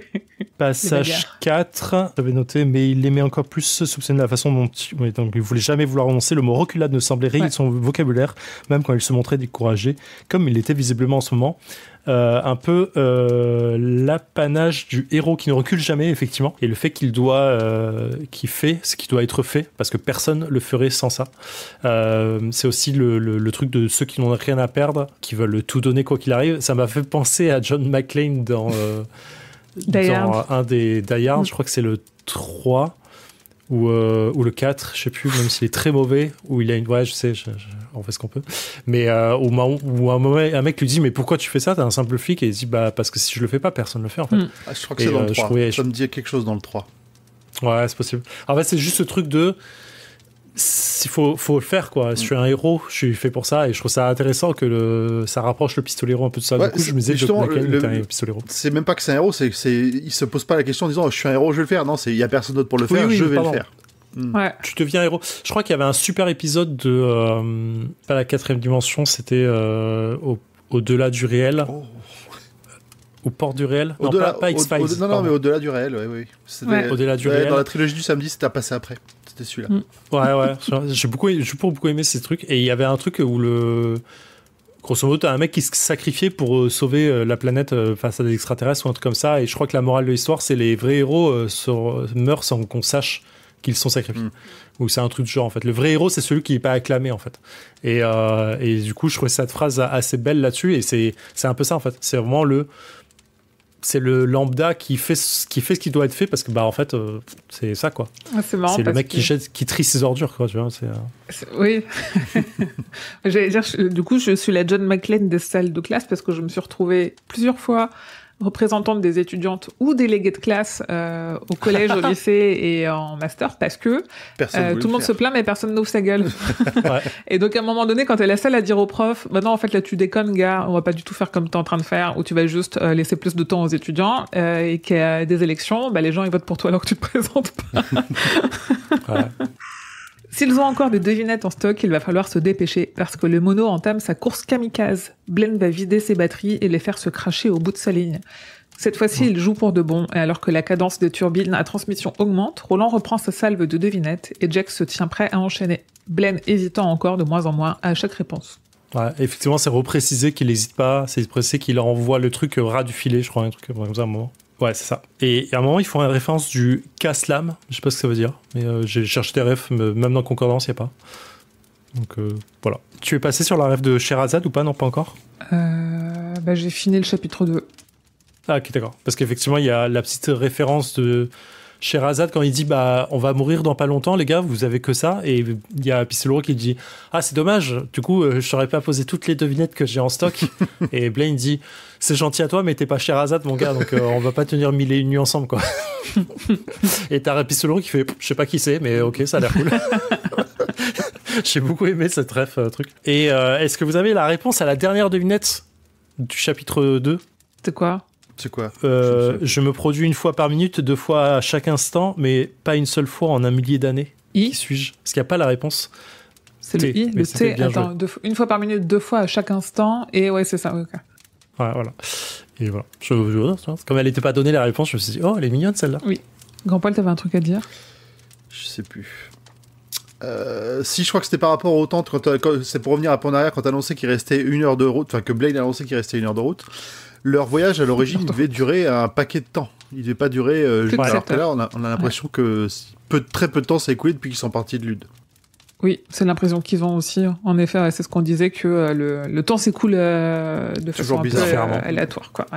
Ouais, ils n'arrêtent pas de le dire, ça. Putain, c'est ouf. Je pense que c'est très perturbant... un monde où il n'y a plus les repères temporels. Nous, dans notre univers, enfin, tout se fait en fonction de l'heure, quoi. C'est vraiment, tout est codifié, notre culture, elle tourne vraiment que autour de ça, de quelle heure il est, à quelle heure on travaille, à quelle heure on mange, à quelle heure ceci, machin, le journal de 20h, le 20h50 les films, enfin, tout tourne autour de ça. Et là, il n'y a plus rien, il n'y a plus aucun repère. Ouais, déjà, quand on est sur une année bissextile, on est troublé. Ouais. Quand il y a un 29 février, mais alors putain, si demain ton mois de décembre, il disait finalement cette année il fait que 15 jours. J'ai eu ma mère au téléphone hier, je sais pas de quoi on parlait, elle me dit c'est normal, c'est une année à 13 lunes. J'ai fait d'accord. Ok, alors qui êtes-vous qui avez fait de ma mère, qui est très très terre à terre. Très étrange. J'avais un dernier point que je voulais noter, et c'était plutôt une question à Azef, un point de traduction. La dernière phrase du chapitre 2, c'est Susanna qui se rappelle de tout ce qu'ils ont vécu, du chemin du cathète, et des molosses, et de leurs yeux, des yeux d'un bleu électrique. Ouais. Et je me demande si c'est pas plutôt, si dans la trad, c'est pas une ref aux yeux de Roland, qui sont plutôt alors chez nous c'était du bleu bombardier, c'était pas une ref à ça, et elle s'imagine pas Roland comme un de ces molosses qui capture l'énergie du rayon pour la retransmettre après. She thought about the hounds of the fools, how they had Jute, J-U-2-T-E-D, Jut, donc j'imagine que c'est injecté. For the thundering white billows below the dark and star-shot sky, she thought of their eyes, their electric blue eyes. Donc non, ça change. La trad est plutôt bien faite. Ouais, ok. Donc ça devait pas être une référence. Jut, J-U-2-T, je sais pas ce que c'est. Je regarde vite fait quoi. Un os blanc saillit. Ah, c'est saillir qui saillit. Ah oui. Ils disent un os qui saillit du poignet, par exemple. Qui sort, oui. En fait, je sais comment pour expliquer le geste que tu fais à la caméra. Pour oui, pardon, je le fais en vidéo, mais je vais Et c'est quel mot que j'ai appris aujourd'hui en anglais? Je crois que c'est coax. Pour forcer les gens? Pour forcer quelqu'un? Amadouer. Ouais, j'ai plutôt eu. La traduction, c'était amadouer. Je pense que c'est un truc comme ça. Ça doit être ça, le terme. Ouais, coax, c'est ça. Amadouer, il me disait. Forcer, mais de façon gentille. Voilà. Je l'ai appris en réunion aujourd'hui. Forcer gentiment, c'est quand même forcer. Hein. Voilà. Alors, la traduction que j'avais sur mon traducteur, c'était amadouer. Donc je sais pas si. Non, mais pour tous les forceurs qui nous écoutent, forcer gentiment, c'est quand même forcer. C'est vrai. Chapitre 3, loi du genre de fête. De son côté, Eddie est bien dans ce qu'on pouvait appeler une semi-transe. Il zone, comme dirait Henry, à méditer sur l'horreur. Dans sa transe, des souvenirs lui remontent, il les laisse passer, se laisse guider, jusqu'à un souvenir en particulier qu'il recherche. J'aime bien le « tout ne s'est pas tu dans la grande salle des morts et les chambres en ruine, même à présent certaines choses que les grands anciens ont abandonnées derrière eux fonctionnent encore. Et c'est vraiment ça l'horreur, tu ne crois pas? Si, l'horreur pure et simple. » Putain, très Lovecraftien comme petit passage, juste pour le dire, quoi. Pour l'aspect... Grands anciens qui... Ah ouais, j'en suis venu à me demander... En relisant le passage, je me suis venu à me demander si les grands anciens n'étaient pas vraiment des extraterrestres comme Lovecraft, en fait, tu vois. Des trucs qui sont venus sur l'entre-deux-mondes, qui ont créé des trucs qui se sont barrés, quoi. Tellement les références sont un peu là tout le temps. Ça pouvait pas être des hommes à un moment, tellement ils ont créé des trucs, tellement ça passe au-delà de l'imagination de l'humaine, de l'intelligence humaine, des expériences inhumaines, tu vois. T'as tout un truc de... ça va tellement loin, mais je sais pas. Si on file ton truc, on pourrait... Moi, j'ai pas trop aimé Dôme parce que j'ai pas trop accroché à la thématique. J'ai bien aimé la fin de Dôme. Grand Poil, tu l'as lu, Dôme? Oui, non, je connais la fin. Je connais la fin. Je vais spoiler Dôme, donc avancez de, disons, 1 minute si vous voulez pas le spoil de Dôme. La fin de Dôme, c'est... En fait, ils trouvent la boîte qui émet le dôme, entre guillemets, qui est une boîte extraterrestre, et on nous dit, en fait, c'est des extraterrestres qui sont amusés à jouer à une fourmilière. Ils ont foutu un dôme là, et ils ont vu ce qui se passait avec les humains qui étaient en dessous. Et sur la boîte qui émet le dôme, il y a le même signe que sur la porte de Gripsou dans ça. Gripsou dans ça, c'est quand même presque un monstre de l'espace Vaadash, qui est issu des lueurs mortes et qui est l'ennemi naturel de Mathurin. Mathurin étant un gardien de rayon. Donc du coup, on peut essayer de reboucler comme ça en se disant, même les gardiens, ils ont peut-être un truc un peu extraterrestre de base, jusqu'à ce qu'il y ait North Central Positronics qui viennent un peu les modifier. On ne sait pas trop où ils ont récupéré des monstres aussi grands qui semblent n'exister qu'en un seul exemplaire en plus, parce que Shardik, il n'y a pas de Madame Shardik quelque part, quoi. Ouais, là je suis d'accord. Voilà. Ça marche bien. Donc un souvenir de la jeunesse d'Eddie nous est conté quand Henry et sa bande, ils fument et que l'un d'entre eux, Jimmy, raconte l'histoire probablement fausse de Skipper Brannigan qui a tabassé un gars à mort à une soirée dansante. Sachant que Skipper Brannigan, il fait aussi une apparition dans la nouvelle Tout est fatal, où il est tué par Dinky Earnshaw, pour le petit côté connexion multivers. Le groupe discute, principalement à base de métaphores, de qui ils aimeraient avoir en renfort dans un cas pareil, et à son grand étonnement, Eddie est choisi par son frère, parce que quand il zone, je cite, il pourrait, je cite encore, convaincre le diable en personne de se foutre le feu au cul. Je trouve que ce passage, il est ouf en termes d'écriture de King, qui arrive à faire sauter, à nous montrer comment l'esprit humain fonctionne, je pense à ça, ça me fait penser à ça, ça me fait penser à ça. Enfin, ce qu'on fait naturellement quand on saute d'un sujet à l'autre, parce qu'on a des petits points quand on pense à un truc qui nous fait penser à un truc. Et tu sais, quand t'arrives à la fin, tu dis on est parti d'où? On pense ça. Ah oui, je suis remonté à réflexion. Et je trouve qu'il le fait tellement bien à la lecture du truc que j'étais avec Eddie, quoi. Ouais. En mode, je pensais avec lui naturellement ces trucs, que c'était trop... c'est super intense, je trouve. Et comme on le disait au début, c'est en plus le premier souvenir d'Henry qui redonne confiance à Eddie. Et c'est le premier qui ne l'écrase pas. Grave. Ce souvenir se chevauche avec celui de Roland apprenant à Jack à faire du feu avec un silex, puis celui de Roland devant la porte au bout de la plage, à 2 doigts de la mort. Eddie farfouille dans son cerveau. Il cherche une association d'idées, mais ne sait pas laquelle. Puis il se souvient, lors de l'apprentissage avec le silex pour calmer la nervosité de Jake, Roland lui a posé une devinette. Alors un truc se déclenche en Eddie. De son côté, Blaine file pleine balle et annonce qu'il ne reste que 25 minutes. C'est au tour de Jake de poser des devinettes. Il n'en a que 11 en stock, et après ça, ce sera fini. Le mono est incollable pour chacune d'entre elles. Lorsque la dernière devinette du livre est posée et bien répondue, il ne reste que 19 minutes avant l'arrivée à Topeka. Évidemment. Quand il se résigne, ça me fait un... Alors c'est un peu doux amer, mais c'est Jack qui s'assoit après le Roland et qui dit bon, on va tous crever. Mais bon, après tout, il existe d'autres mondes que celui-ci. Exactement. J'irai mourir écrasé ailleurs, c'est pas grave. Ah, c'est pas grave, tant pis. Putain, c'est ouf, le gamin il est déjà mort 2 fois, il a plus de sagesse que tout le monde allez quoi. Il est résigné, ouais. Il est fatigué en même temps. Hein. Ouais, je pense que là, psychologiquement, ils sont grosse journée. Sacrée journée. Moi, je suis fatiguée de ma journée, j'ai pas vécu tout ce qu'il a vécu. je suis juste rentrée au travail aujourd'hui. Fatigant aussi. J'aime beaucoup le... toujours pas d'hésitation, mais pourquoi Jack, sachant au fond de son cœur que la partie était perdue, ressentait-il un tel désespoir, une telle amertume, une telle colère ? Parce qu'il est vraiment chiant. Voilà pourquoi. Blaine est maxi chiant. J'aimerais bien lui claquer le beignet une fois. Je crois que même l'arrêter ne vient qu'en second sur ma liste des priorités. Et en fait, je me suis dit, est-ce que vous avez eu, je pense que tout le monde a eu ça, une personne que vous connaissez, un ami ou une amie qui, avec toute la bonne volonté du monde et la gentillesse qu'il ou elle peut avoir, c'est vraiment tout. Et à chaque fois que tu parles de quelque chose, il me dit « Ah, mais tu savais que cette anecdote venait de Charles Machin, un truc bidule, qui truc... » Et en fait, à chaque fois, tu dis un truc ou tu annonces un truc ou tu racontes une expérience, te dis « Ah oui, mais en fait, moi aussi. Ah, mais en fait, j'ai déjà vécu ça. Ah non, mais j'ai vu mieux. » Et je machin. T'as toujours envie de claquer cette personne à un moment. Elle a beau être gentille, t'as envie de lui claquer la bouche en disant « Ta gueule, tu saoules en fait à tout savoir, à tout vouloir dire, à tout avoir raison tout le temps, en fait, tu vois. » Jordan, si un jour tu écoutes ce podcast, ce qui n'arrivera jamais, sache que je t'aime, mais arrête de commencer tes phrases par « Savais-tu que ?» C'est vraiment premier degré, il fait ça. Et pourtant, je l'aime de tout mon cœur, mais Jordan, arrête. D'ailleurs, savais-tu que... Non, mais c'est la vérité de... Parfois, il faut avoir tort. Pour montrer aux autres qui sont pareils que nous, en fait. Ouais, ou des fois, il faut juste fermer sa gueule, c'est surtout ça aussi. Alors que c'est vraiment une bonne intention, hein.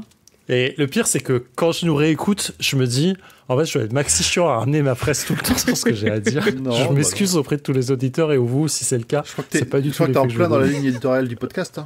Oui. Oui, mais ça peut être chiant. J'ai pas l'impression que les gens se plaignent. Nous, on se plaint pas. Je cherchais pas à qu'on dise que c'était bien. Je me suis parfois auto-saoulé dans les derniers épisodes. Après, on pourra faire un HS autothérapie et voir nos ressentis. Alors, qu'est-ce que tu ressens? Et toi, comment tu te sens? C'est un one-on-one avec... voilà. Jake laisse tomber le livre que Hot lui rattrape et lui tend. Et là, moi, j'ai crisé. Et en fait, ça me saoule parce que ça me sort de la lecture. Mais la VF, elle indique Jack au lieu de Jake.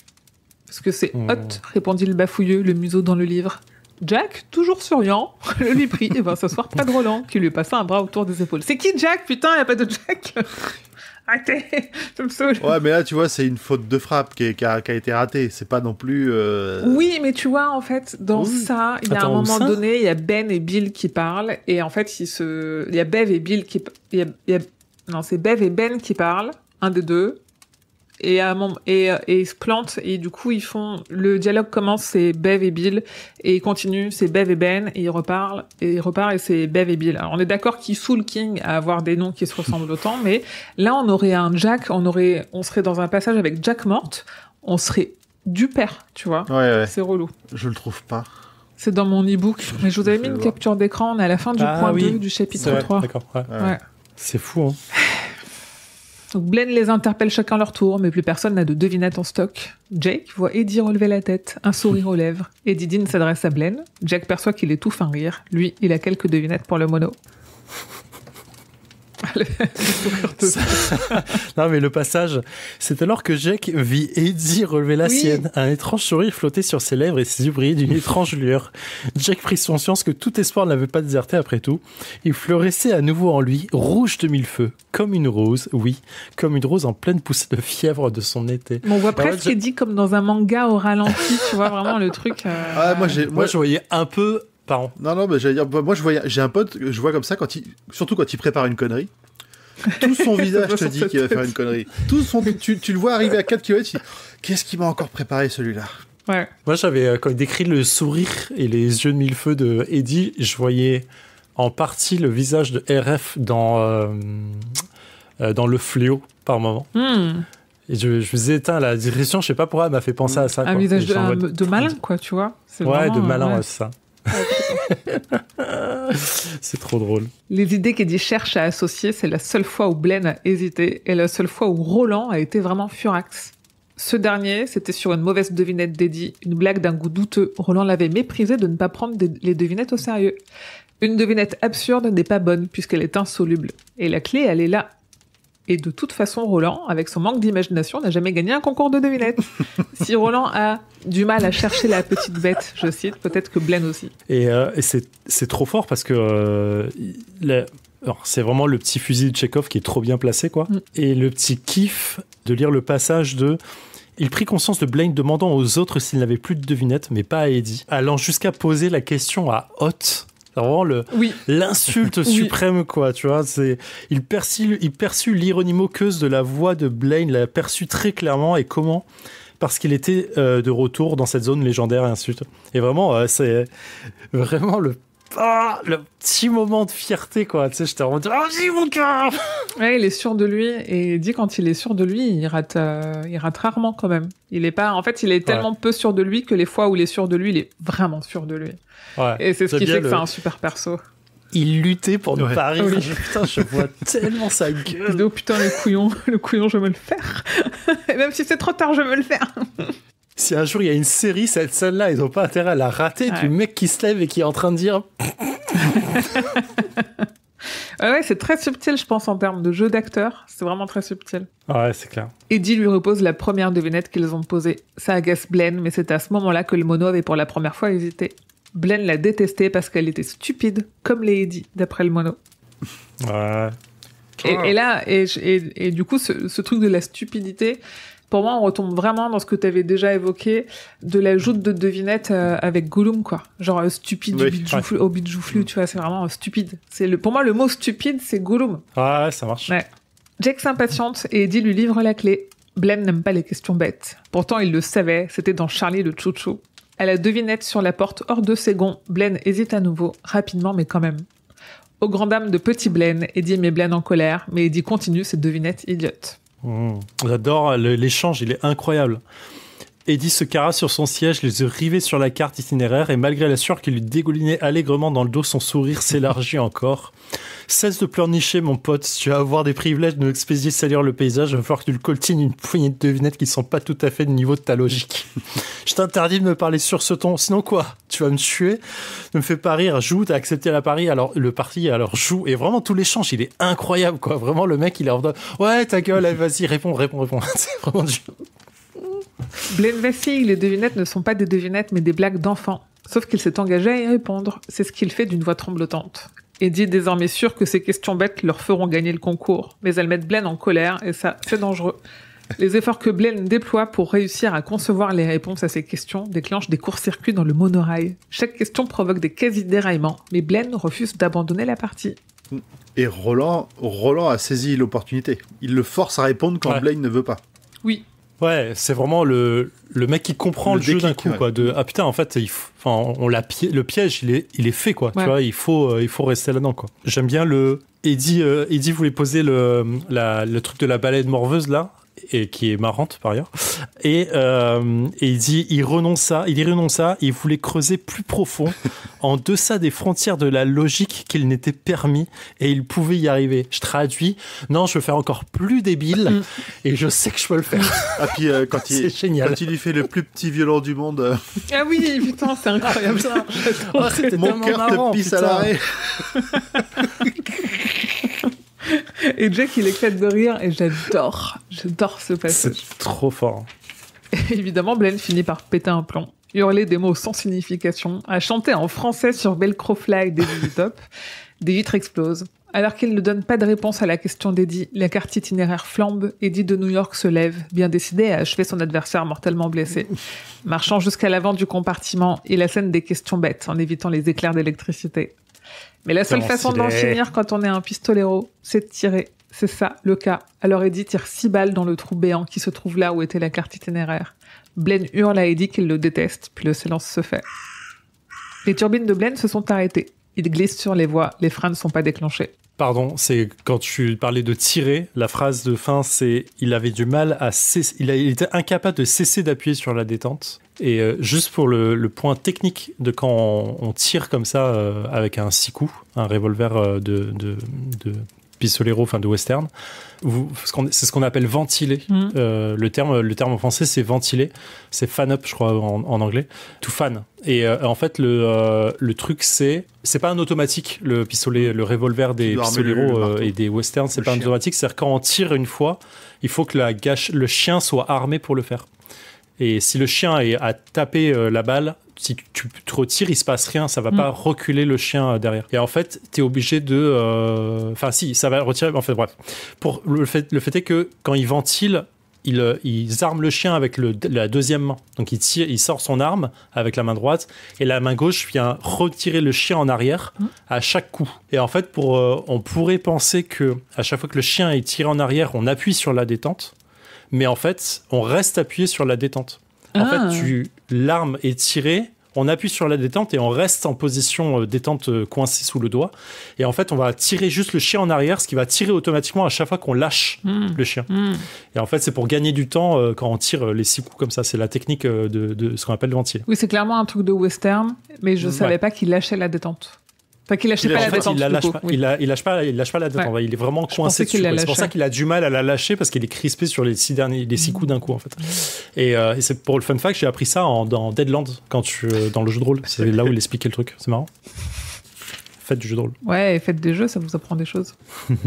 Le cathète se dirige à l'arrière du compartiment. Il se prépare à s'écraser à leur terminus. Allongé au sol, prêt à l'impact, Roland implore le pardon d'Eddie pour avoir été aussi aveugle et aussi arrogant. Pour Eddie, pas la peine. Roland ne peut pas lutter contre sa nature, ce à quoi le pistolero n'avait jamais songé. Et je trouvais ça hyper fort, la réflexion de Roland qui se dit « Ah putain de con, en fait, je sais que je suis prisonnier du cas, mais j'avais pas compris que j'étais prisonnier de ma propre personne, en fait. » Et que c'est pour ça qu'il y a un cathète, connard, sinon t'aurais que des putains de pistoleros aussi arrogants que toi, tu vois. J'ai fait confiance au tirage, tu vois, tu te dis « Putain, t'as tiré Eddie, t'en as chié pour tirer Eddie, il t'a déjà sauvé la vie, fais-lui confiance. » Grave. Je me prêche convaincu. J'aime bien que, justement, quand Roland s'excuse, il cite Cuthbert. Qu'il a largement sous-estimé, il le sait en plus, il apprend pas de ses erreurs. Exactement. Et j'aurais dû demander à Cuthbert, désolé aussi, en fait, mais c'est marrant parce que du coup, ça amène le pourquoi il l'a jamais fait juste derrière, parce qu'on va connaître l'histoire.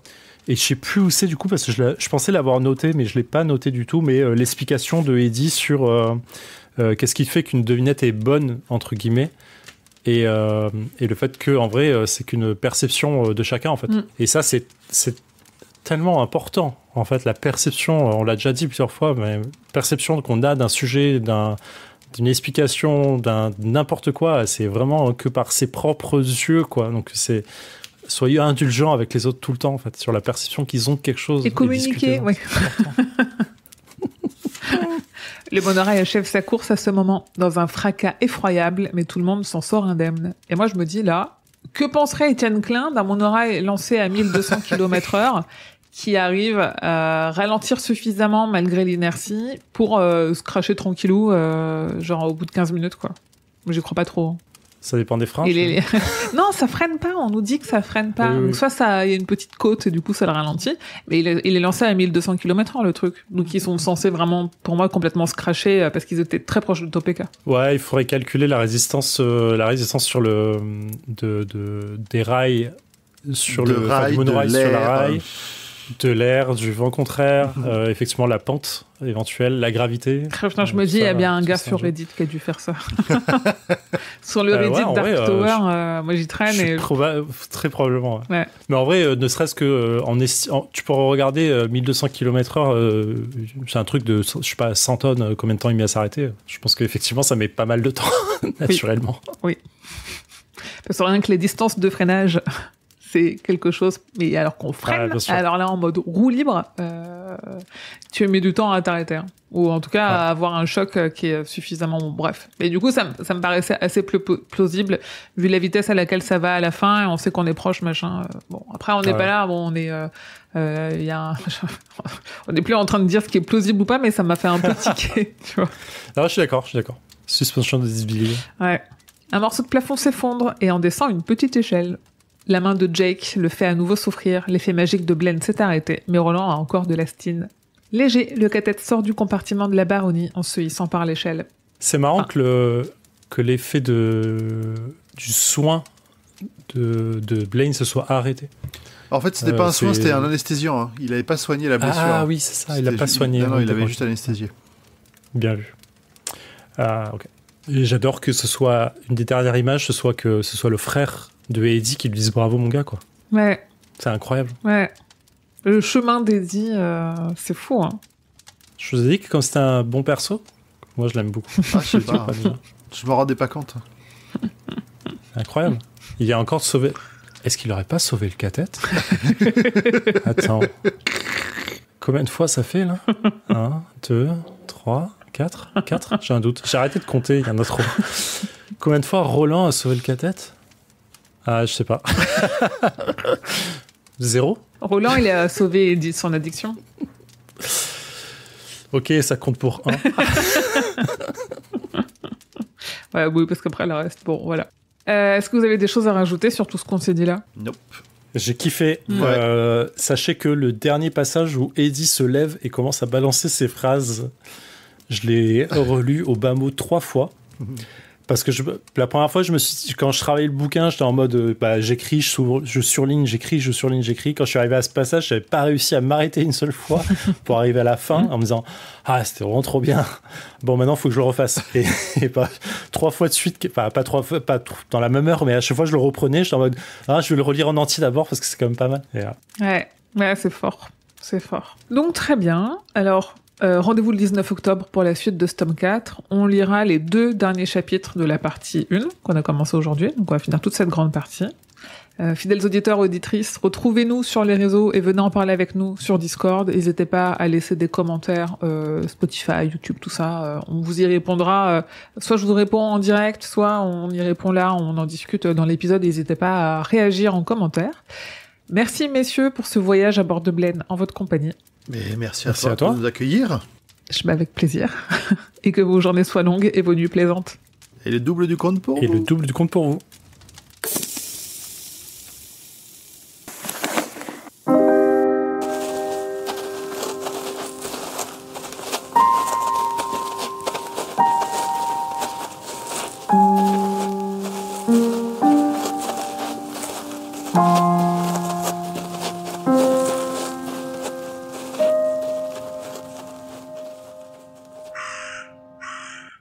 Vous avez à boire? Je vais chercher mon verre d'eau. Je suis en culotte, donc regardez par terre. Tu nous dis quand on peut regarder, mais je crois qu'il a enlevé son casque. On n'a rien vu. Vraiment, on va le voir revenir du coup. Je regarde pas, mais du coup, j'espère que quand il va voir que je regarde pas, il va dire que je peux regarder. Ah, non, mais il a un t-shirt long, on voit rien. Ah, t'as regardé. J'ai oublié de remettre un fut.